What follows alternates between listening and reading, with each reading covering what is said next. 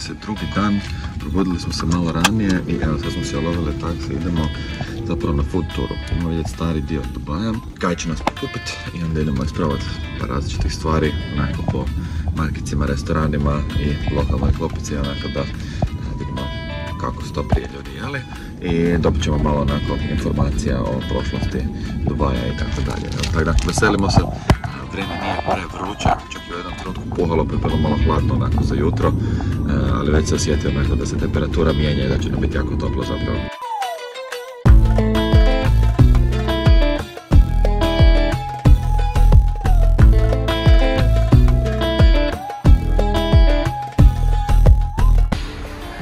Alright guys, the tour will start like in 20 minutes.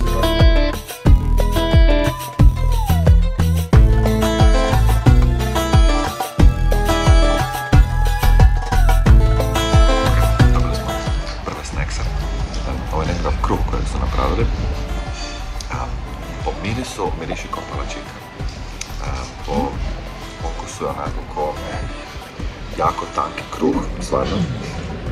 I unutra su stavili malo cream cheese i jako je dobra kombinacija, onako vidi se tu još malo sira unutra. Toplo je, mekano, lagano, jako ukusno. Ovaj kruh me podsjetio na ono kad smo bili na safari turi u Egiptu, kad smo probali kruh kojeg beduini peku u pustinji. Bacite pogled na video ovdje gore.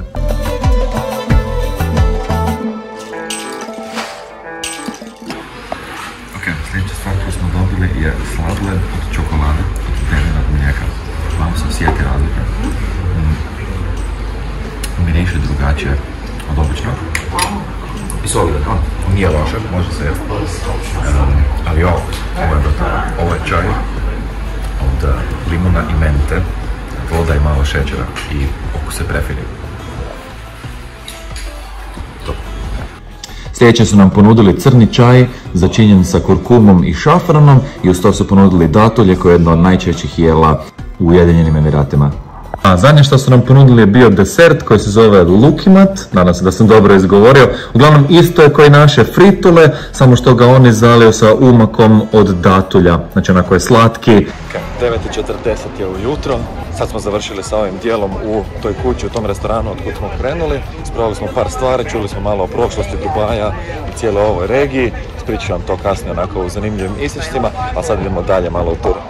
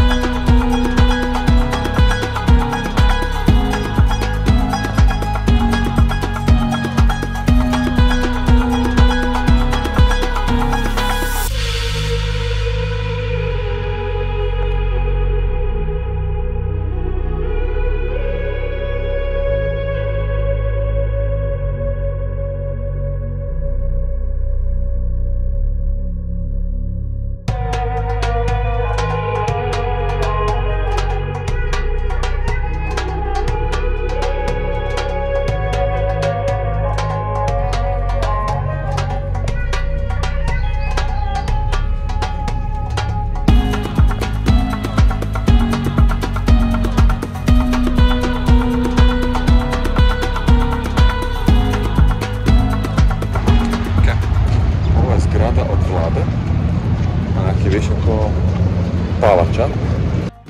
Njihov vladar kad je u uredu, kad radi, onda se nalazi u ovoj zgradi. Onda mu ljudi otvoreno mogu doći, pričati s njim, donose mu svoje probleme, on pokušava naći solucije i većina ih se riješi koliko kaže ovaj vodič. I navodno da je napravljeno onako da je to dosta redovito, da ljudi mogu dolaziti i rješavati svoje probleme, da se tako otvoreno može pričati. Zanimljiv koncept, jel? Kod nas je malo drugačije i ne može se baš samo tako ušetati u vladu i pričati s ljudima, ali sviđa mi se koncept.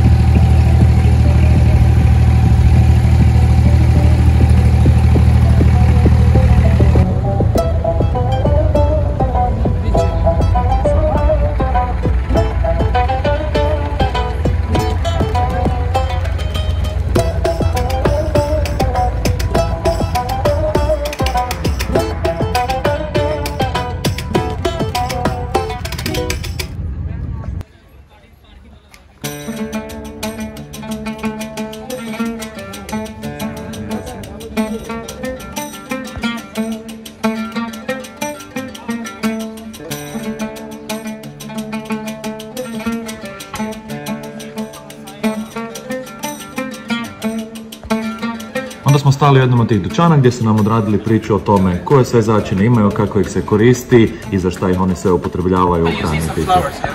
Some we use as a tea, some for the cooking, and some of them for our traditional dishes as a decoration. Okay? So they have many different health benefits. For example, you see the rosemary is good for the hair nutrition. For the hair nutrition, rosemary is very good. First you will make it powder and then you will mix with any oil and then you can apply on your hair. So you have to leave on the hairs like for 8 hours minimum. And even for the hair growth is very good. Yeah. Okay.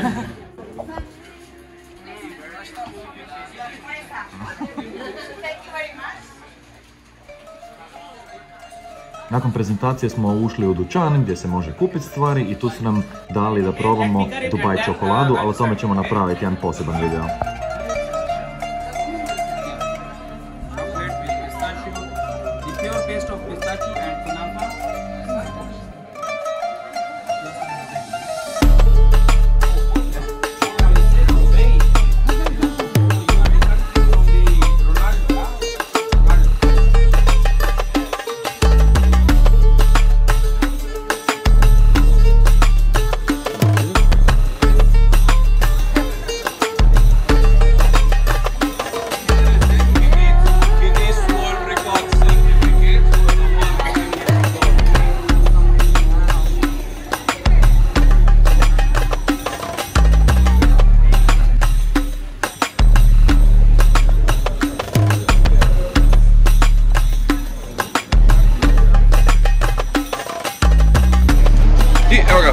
Završavamo food turu starog Dubaja sa sendvičem sa piletinom i prolazimo tu kroz ove sukove. Ovo je njihova tržnica gdje imaju svega i svačega. Poznati su po začinima, čajevima i milion različitih stvari koje tu importiraju iz različitih država. Naravno poznati su i po zlatu. Ima ovaj jedan suk kojeg smo sad zadnji prošli koji je ulica puna samo dućana koji prodaju zlato, dijamante i takve stvari. Fora je za vidjeti. Sad idemo nazad do hotela. Staviti stvari, preskinuti se i onda idemo dalje u turu. Danas imamo još par stvari isplanirane u gradu. Danas ćemo posjetiti jednu od najpoznatijih znamenitosti u Dubaju. A to je naravno Burj Al Arab, jedan od najpoznatijih i najluksuznijih hotela na svijetu kojeg možete vidjeti u sljedećem videu.